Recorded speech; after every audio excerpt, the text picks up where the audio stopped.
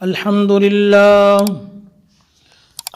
لله وكفى وسلام على عباده الذين اصطفى خصوصا على سيد الرسل وخاتم الأنبياء وعلى آله وأصحابه الأتقياء الذين هم خلاصة العرب العرباء وخير الخلائق بعد الأنبياء.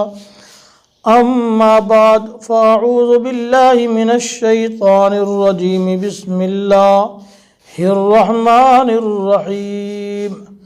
وما محمد إلا رسول قد خلت من قبله الرسل أفإن مات أو قتل انقلبتم على أعقابكم ومن ينقلب على عقبيه فلن يضر الله شيئا وسيجزي الله الشاكرين. صدق الله العظيم وصدق رسوله النبي الكريم. گرامی قدر سامعین، موت اللہ تعالیٰ کا ایک اٹل فیصلہ ہے. جو بھی نفس دنیا میں آیا ہے اسے ایک نہ ایک دن لازماً موت کا جام پینا ہے. الموت قدح كل نفس شاربوها والقبر باب كل نفس داخلوها. موت ایک ایسی حقیقت ہے کہ اس کا کوئی بھی منکر نہیں ہے. دنیا میں آپ کو رسالت و قیامت حتیٰ کہ اللہ تعالیٰ کے وجود کے منکر تو مل جائیں گے مگر موت کا منکر کوئی نہ ملے گا. موت ایک ایسا یقینی امر ہے کہ اس کا نام ہی یقین پڑ گیا، جیسا کہ قرآن مجید میں موجود ہے وَاعْبُدْ رَبَّكَ حَتَّى يَأْتِيَكَ الْيَقِينُ، کہ اپنے رب کی عبادت کرو یہاں تک کہ تمہیں موت آ جائے. یہاں یقین سے مراد موت ہے. موت اللہ تعالیٰ کا ایک فیصلہ ہے کہ اس سے اس کی اپنی ذات کے سوا کوئی بھی مستثنا نہیں. کل من علیہا فان ویبقى وجہ ربک ذو الجلال والاکرام، کہ جو بھی اس دھرتی پر ہے لازماً فنا ہونے والا ہے اور باقی رہنے والی ذات صرف اور صرف اللہ تبارک و تعالیٰ کی ہے جو بزرگی اور عظمت والا ہے. اللہ تعالیٰ کا یہ اٹل فیصلہ اس کے مقرب ترین بندوں انبیاء کرام علیہم السلام پر بھی لاگو ہوا، حتیٰ کہ ایک وقت ایسا آئے گا کہ اللہ تعالیٰ کے تمام فرشتوں پر بھی موت آ جائے گی.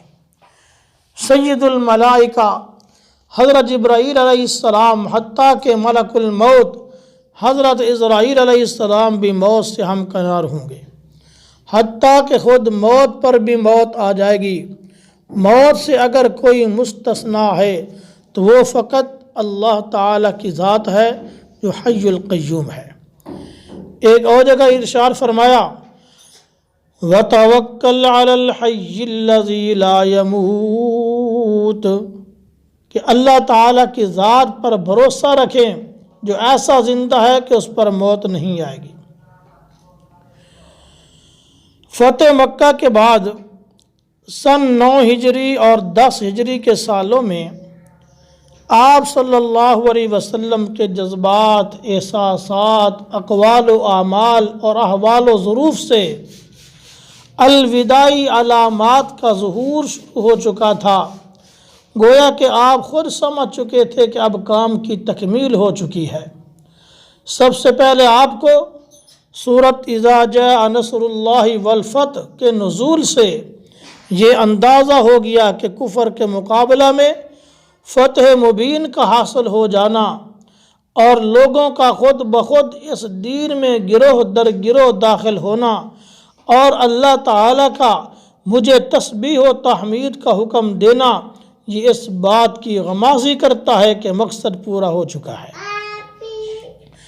بعض روایات میں ہے کہ اس سورت کے نزول کے موقع پر آپ صلی اللہ علیہ وسلم نے حضرت جبرائیل علیہ السلام سے فرمایا کہ مجھے اس سے اپنی موت کی خوشبو آتی ہے۔ حضرت جبریل علیہ السلام نے جواب دیا وَلَلْآخِرَةُ خَيْرٌ لَكَ مِنَ الْأُولَى، کہ دنیا کی نسبت آخرت کی زندگی آپ کے حق میں بہتر ہے۔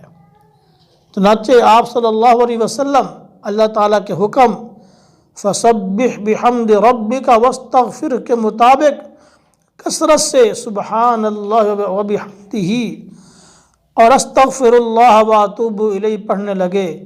اٹھتے بیٹھتے آتے جاتے یہی ورد زبان تھا۔ اسی طرح اگرچہ ساری زندگی آپ صلی اللہ علیہ وسلم نے تلاوت قرآن، تعلیم قرآن، تذکیر بالقرآن کو حرز جان بنائے رکھا، مگر زندگی کے آخری رمضان میں تلاوت قرآن میں مزید اضافہ ہو گیا۔ عام معمول تھا کہ ہر سال حضرت جبرائیل علیہ السلام رمضان المبارک میں آپ سے ایک مرتبہ قرآن کریم کا دور کرتے تھے، مگر آخری رمضان میں حضرت جبرائیل علیہ السلام نے 2 مرتبہ دور کیا۔ آپ نے خود حضرت فاطمۃ الزہرا رضی اللہ تعالی عنہا سے فرمایا کہ جبریل امین کے 2 مرتبہ دور کرنے سے میں خیال کرتا ہوں کہ روانگی کا وقت قریب آ گیا ہے۔ اسی طرح عام معمول تھا کہ رمضان میں 1 عشرہ اعتکاف کیا کرتے تھے، مگر آخری رمضان المبارک میں 20 دن کا اعتکاف فرمایا۔ حضرت معاذ بن جبل رضی اللہ تعالی عنہ صحابی رسول ہیں۔ سن 10 ہجری میں آپ صلی اللہ علیہ وسلم نے حضرت معاذ بن جبل رضی اللہ تعالی عنہ کو یمن کی طرف روانہ فرمایا، تو روانہ فرماتے وقت دور تک چلے گئے۔ حالت یہ تھی کہ حضرت معاذ رضی اللہ تعالی عنہ سواری پر سوار تھے اور آپ صلی اللہ علیہ وسلم ساتھ ساتھ پیدل چل رہے تھے اور نصیحتیں فرماتے جاتے تھے۔ جب آپ مدینہ منورہ واپس ہونے لگے تو ان سے فرمایا یا معاذ انک عسى اللہ تلقانی بعد عامی ھذا، اے معاذ ہو سکتا ہے کہ اس سال کے بعد تم مجھ سے ملاقات نہ کر سکے، لعلک ان تمر بمسجدی ھذا او قبری، ہو سکتا ہے کہ تم مدینہ منورہ میں آئے تو فقط میری مسجد نظر آئے، میں نظر نہ آؤں، یا میری قبر نظر آئے اور مجھ سے ملاقات نہ ہو سکے۔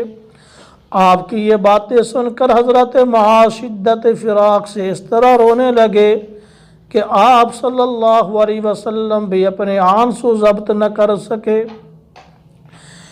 9 ذی الحجہ سن 10 ہجری بروز جمعۃ المبارک آپ نے عرفات کے میدان میں خطبہ ارشاد فرمایا۔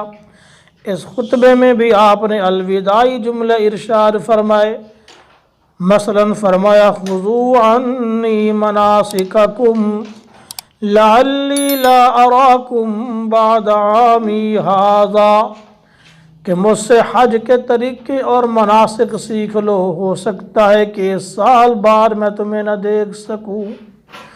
مزید فرمایا ترکت فیکم امرین، کہ میں تمہارے اندر 2 چیزیں چھوڑ کر جا رہا ہوں۔ مزید فرمایا استودع اللہ دینکم، کہ میں تمہیں خدا تعالی کے حوالے کرتا ہوں۔ نیز اسی دن عصر کے وقت اللہ تعالی نے آیت تکمیل دین نازل فرما دی اور فرمایا الیوم اکملت لکم دینکم واتممت علیکم نعمتی ورضیت لکم الاسلام دینا۔ اس آیت کے نزول سے یہ بات بالکل عیاں ہو گئی کہ اب آپ کی ذمہ داری پوری ہو چکی ہے۔ اللہ حضرت صدیق اکبر رضی اللہ تعالیٰ عنہ یہ آیت سن کر اس لیے رونے لگے کہ اس میں آپ صلی اللہ علیہ وسلم کے فراق کی خوشبو آتی ہے۔ حجۃ الوداع سے واپسی پر حضرت بریدہ اسلمی رضی اللہ تعالیٰ عنہ نے حضرت سیدنا علی المرتضیٰ رضی اللہ تعالیٰ عنہ کی کچھ شکایت کی تو آپ نے غدیر خم پر ایک خطبہ ارشاد فرمایا۔ اس خطبہ میں آپ صلی اللہ علیہ وسلم نے حضرت علی رضی اللہ تعالی عنہ اور اہل بیت کی فضیلت بیان کرنے کے علاوہ اپنی وفات کا بھی اشارہ فرمایا۔ انما انا بشر مثلکم یوشک ان یاتینی رسول ربی فاجیب، کہ میں بھی تمہاری طرح کا ایک انسان ہوں، ہو سکتا ہے کہ میرے پروردگار کی طرف سے قاصد یعنی حضرت اسرائیل علیہ السلام مجھے بلانے کے لیے آ جائے اور میں اس کی دعوت قبول کر لوں، یعنی وفات پا جاؤں۔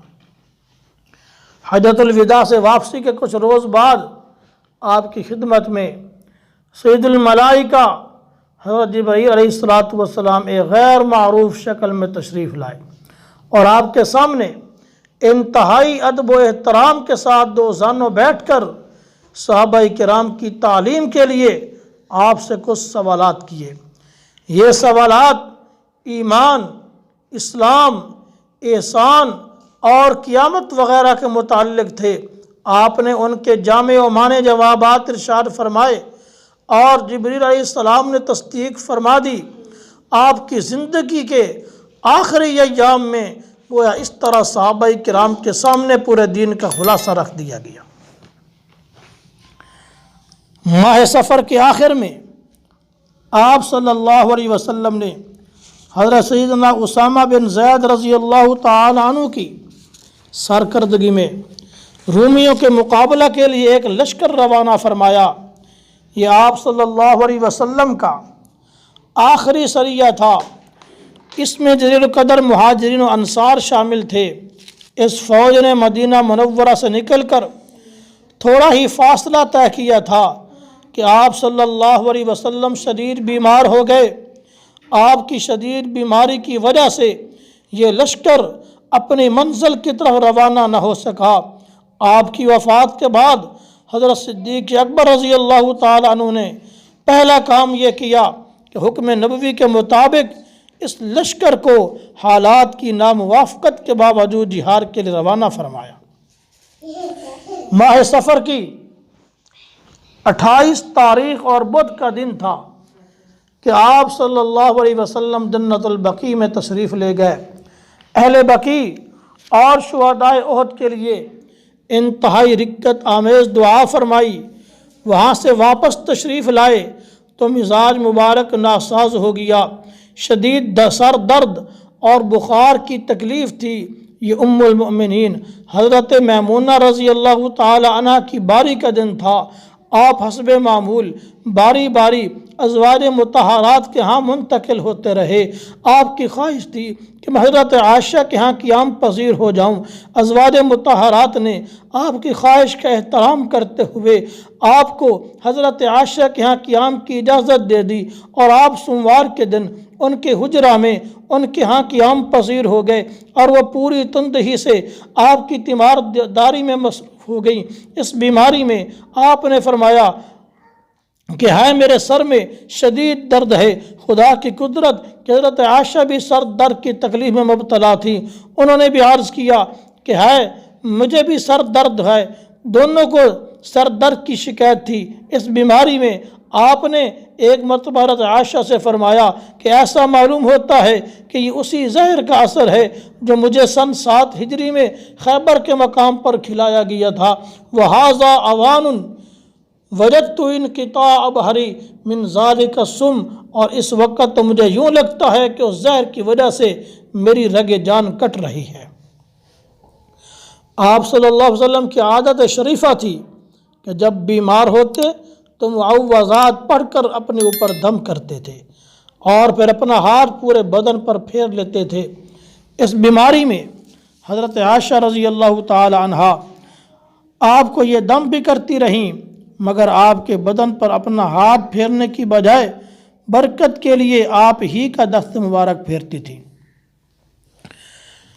وفات سے 4 دن قبل یعنی جمعرات کے دن حاضرین مجلس سے فرمایا ائتونی بقرطاس اکتب لکم لن تضلوا بعدی، کہ کاغذ قلم لے کر آؤ تاکہ میں تمہیں ایک وصیت لکھوا دوں، اس کے بعد تم گمراہ نہیں ہو سکو گے۔ یہ سن کر اہل مجلس میں اختلاف پیدا ہوا کہ قلم دوات لانی چاہیے یا نہیں۔ حضرت عمر رضی اللہ تعالی عنہ نے فرمایا کہ آپ شدید بیمار ہیں، آپ کو مزید تکلیف دینا مناسب نہیں ہے، دین تو مکمل ہو چکا ہے، کوئی نئی بات تو آپ بتائیں گے نہیں، زیادہ سے زیادہ کسی حکم کی تاکید ہی فرمائیں گے، اس لیے حسبنا کتاب اللہ، فرمایا ہمارے لیے اللہ کی کتاب بھی کافی ہے۔ آپ صلی اللہ علیہ وسلم نے حضرت عمر رضی اللہ تعالی عنہ کی بات کی موافقت فرمائی اور اہل مجلس کو فرمایا اب شور و غل نہ کرو، میرے پاس سے اٹھ جاؤ۔ اس کے بعد باوجود بیماری کے آپ صلی اللہ علیہ وسلم نے 3 چیزوں کی وصیت فرمائی۔ مشرکین عرب کو فرمایا جزیرہ عرب سے نکال دو۔ دوسرا، وفود کو ہدیہ دے کر رخصت کیا کرو، یعنی اگر کوئی باہر سے وفد تمہارے پاس آئے تو جب وہ واپس جائے تو ان کو کوئی نہ کوئی ہدیہ دیا کرو۔ اور تیسری بات فرمایا قرآن کریم پر مضبوطی سے قائم رہنے کی مضبوطی سے قائم رہو۔ اس واقعہ کے بعد 4 دن تک آپ صلی اللہ علیہ وسلم زندہ رہے، مگر آپ نے نہ تو قلم دوات منگوائی اور نہ ہی حاضرین نے از خود قلم دوات پیش کرنا مناسب سمجھا۔ اسی دن ظہر کی نماز کے وقت آپ صلی اللہ علیہ وسلم کی بیماری میں کچھ افاقہ ہوا تو آپ صلی اللہ علیہ وسلم نے اپنے وجود پر پانی کی 7 مشکیں ڈلوائیں۔ اس طرح غسل فرما کر 1 گنا مزید سکون ہوا تو آپ حضرت سیدنا عباس اور حضرت علی المرتضیٰ رضی اللہ عنہما کے سہارے مسجد میں تشریف لائے اور ظہر کی نماز پڑھائی۔ نماز سے فارغ ہو کر آپ منبر پر رونق افروز ہوئے اور حاضرین سے خطاب فرمایا۔ اس خطبہ میں آپ صلی اللہ علیہ وسلم نے ارشاد فرمایا ان عبدا خیرہ اللہ بین ان یؤتیہ من زہرۃ الدنیا ما شاء وبین ما عنده فاختار ما عنده، کہ ایک بندے کو اللہ تعالی نے یہ اختیار دیا ہے کہ وہ چاہے تو دنیا کی زندگی اور اس کی لذات کو قبول کرے اور چاہے تو آخرت کی زندگی اور اس کی نعمتوں کو قبول کرے۔ تو اس بندے نے اللہ تعالیٰ کے ہاں کی نعمتوں کو پسند کر لیا، فاختار الآخرہ، یعنی آخرت کو پسند کر لیا۔ حاضرین مجلس میں سے کوئی بھی یہ لطیف اشارہ سمجھ نہ سکا۔ اللہ اکبر۔ رازدار نبوت سیدنا صدیق اکبر رضی اللہ تعالی عنہ اپنی خدا دار بصیرت کی وجہ سے سمجھ گئے کہ اس بندے سے مراد خود آپ کی ذات گرامی ہے، چنانچہ بے ساختہ آپ کی چیخ نکل گئی اور فرمایا بل نفدیک بآبائنا و امہاتنا و انفسنا و اموالنا، کہ آپ کی جگہ ہم اور ہمارے ماں باپ اور ہمارا سب مال و متاع قربان ہو جائے اور آپ بچ جائیں۔ آپ صلی اللہ علیہ وسلم نے حضرت ابوبکر صدیق رضی اللہ تعالی عنہ کو تسلی دیتے ہوئے ارشاد فرمایا علی رسلک یا ابا بکر، اے ابوبکر اپنے آپ کو سنبھالو اور صبر کرو۔ اس خطبے میں آپ نے ارشاد فرمایا لا تبقین فی المسجد خوخۃ الا خوخۃ ابی بکر، کہ مسجد میں کھلنے والے تمام دروازے بند کر دیے جائیں سوائے ابوبکر کے دروازے کے۔ اس میں گویا حضرت ابوبکر کی خلافت کی طرف اشارہ ہے۔ آپ یہ بات سن کر حیران ہوں گے کہ حکم نبوی کی تعمیل میں اب تک 1400 سال گزرنے کے باوجود بارہا مسجد نبوی کی تعمیر و تجدید کے باوجود آج بھی حضرت ابوبکر صدیق کا دروازہ موجود ہے۔ اس خطبے میں آپ نے حضرت ابوبکر کی مزید فضیلت بیان کرتے ہوئے ارشاد فرمایا ان من امن الناس علی فی مالی وصحبتہ ابو بکر ولو كنت متخذا خلیلا لاتخذت ابا بکر خلیلا۔ فرمایا سب لوگوں سے زیادہ سنگت اور مال کے اعتبار سے میرے اوپر ابو بکر کا احسان ہے۔ میں نے دنیا میں تمام لوگوں کے احسان کا بدلہ دے دیا مگر ابو بکر کے احسانوں کا بدلہ نہ اتار سکا۔ اس کو قیامت والے دن اللہ تعالی ہی بھرپور بدلہ عطا فرمائے گا۔ سبحان اللہ۔ اگر میں اپنے رب کے سوا کسی کو اپنے سواد قلب میں جگہ دیتا تو یقیناً ابو بکر کو دیتا۔ اس خطبے میں آپ صلی اللہ علیہ وسلم نے جیش اسامہ کی رخصتی کا تاکیدی حکم فرمایا، انصار مدینہ کے ساتھ خصوصی مروت و احسان کی وصیت بھی فرمائی، اور اسی خطبے میں آپ صلی اللہ علیہ وسلم نے یہود و نصارہ پر لعنت فرماتے ہوئے ارشاد فرمایا، لعن اللہ الیہود والنصارى اتخذوا قبور انبیائہم مساجدا، کہ اللہ تعالیٰ یہود و نصارہ پر لعنت فرمائے کہ جنہوں نے انبیاء کرام کی قبروں کو سجدہ گاہ بنا لیا۔ اس خطبہ میں آپ نے آپ کو اپنے قصاص کے لیے پیش فرمایا کہ اگر میں نے کسی کے ساتھ زیادتی کی ہو تو وہ آج بدلہ لے سکتا ہے، اگر کسی کا کوئی لین دین ہو تو وہ طلب کر سکتا ہے، اگر میں نے کسی کی پیٹھ پر کوڑا مارا ہے تو آج میری پیٹھ حاضر ہے، اگر کسی کی بے آبرو کی ہو تو میری آبرو حاضر ہے، آج تم مجھ سے بدلہ لے لو، قیامت کے دن میں بدلہ نہیں دے سکوں گا۔ آپ صلی اللہ علیہ وسلم نے اس خطبہ میں صحابہ کرام کو فرمایا کہ میں اب تم سے رخصت ہو رہا ہوں، وَإِنَّ مَوْعِدَكُمُ الْحَوْض، فرمایا میری اور تمہاری ملاقات اب قیامت کے دن حوض کوثر پر ہوگی۔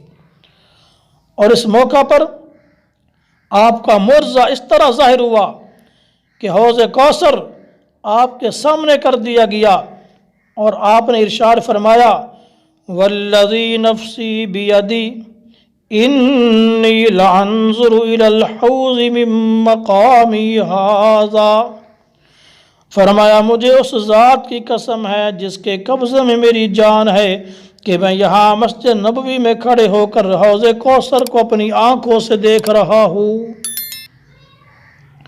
مزید فرمایا، وَإِنِّي أُعْطِيتُ مَفَاتِيحَ خَزَائِنِ الْأَرْضِ، کہ مجھے زمین کے خزانوں کی چابیاں دے دی گئی ہیں۔ یہ کنایہ ہے فتوحات اسلامیہ کا کہ میرے بعد فتوحات اسلامیہ کی وجہ سے روئے زمین کے خزانے تمہارے قدموں میں آئیں گے۔ مزید فرمایا، وَإِنِّي لَسْتُ أَخْشَىٰ عَلَيْكُمْ أَن تُشْرِكُوا بَعْدِي وَلَكِنِّي أَخْشَىٰ عَلَيْكُمُ الدُّنْيَا أَن تَنَافَسُوا فِيهَا، کہ مجھے اب تمہارے بارے میں یہ خطرہ تو نہیں کہ تم شرک کی لپیٹ میں آ جاؤ گے، لیکن یہ خطرہ ضرور ہے کہ دنیا کی محبت میں گرفتار ہو جاؤ گے۔ آج جمعرات کے دن آپ صلی اللہ علیہ وسلم نے عصر اور مغرب کی نماز خود پڑھائی۔ مغرب کی نماز میں سورۃ والمرسلات تلاوت فرمائی۔ بوقت عشاء آپ کی طبیعت سخت ناساز ہو گئی، بار بار غشی کے دورے ہونے لگے۔ نماز کے لیے اٹھنے کا آپ نے بار بار ارادہ فرمایا مگر شدت مرض کی وجہ سے ارادہ کی تکمیل نہ ہو سکی، حتیٰ کہ بار بار پانی منگوا کر غسل فرمایا اور نماز کی تیاری فرمائی تو پھر غشی آ گئی۔ لوگ مسجد نبوی میں نماز عشاء کی جماعت کے لیے منتظر بیٹھے تھے۔ آپ بار بار سوال فرماتے، اصل الناس، کہ کیا لوگوں نے نماز پڑھ لی ہے؟ حضرت عائشہ اور دیگر حاضرین جواب دیتے، لا یا رسول اللہ وہم ینتظرونک، نہیں اللہ کے رسول، وہ لوگ تو آپ کی انتظار میں بیٹھے ہیں۔ جب بار بار یہ کیفیت پیدا ہوئی تو آپ نے ارشاد فرمایا، مروا ابا بکر ان یصلی بالناس، کہ ابوبکر کو حکم دے دو کہ وہ لوگوں کو نماز پڑھائے۔ حضرت عائشہ رضی اللہ تعالی عنہ عرض کرنے لگی کہ میرے ابا ابو بکر تو انتہائی رقیق القلب ہیں، آپ حضرت عمر رضی اللہ تعالی عنہ کو حکم دے دیں، وہ قوی دل والے ہیں۔ تو آپ صلی اللہ علیہ وسلم نے حضرت عائشہ کے اس مشورے کا سختی کے ساتھ انکار فرمایا اور ارشاد فرمایا ابو بکر ہی نماز پڑھائے۔ چنانچہ سیدنا صدیق اکبر رضی اللہ تعالی عنہ نے عشاء کی نماز پڑھائی اور پھر بدستور آپ کی وفات تک نمازیں پڑھاتے رہے۔ ایک دفعہ کسی نماز میں حضرت ابوبکر صدیق رضی اللہ تعالی عنہ وقت پر نہ پہنچ سکے تو لوگوں نے حضرت عمر رضی اللہ تعالی عنہ کو مصلی پر کھڑا کر دیا۔ حضرت عمر رضی اللہ تعالی عنہ نے جب تلاوت شروع کی تو آپ صلی اللہ علیہ وسلم نے ان کی آواز سن کر پہچان لیا کہ حضرت عمر جماعت کرا رہے ہیں۔ آپ فوراً اٹھے، حجرہ شریف سے جھانکا اور فرمایا لا لا لا، ایسا نہیں ہونا چاہیے، ایسا نہیں ہونا چاہیے، لیصلی بہم ابن ابی قحافہ، نماز ابو قحافہ کا بیٹا ابو بکر ہی پڑھائے گا۔ آپ کے اس فرمان سے لوگوں نے صفیں توڑ دیں۔ حضرت عمر مصلی نبوی چھوڑ کر پیچھے ہٹ گئے۔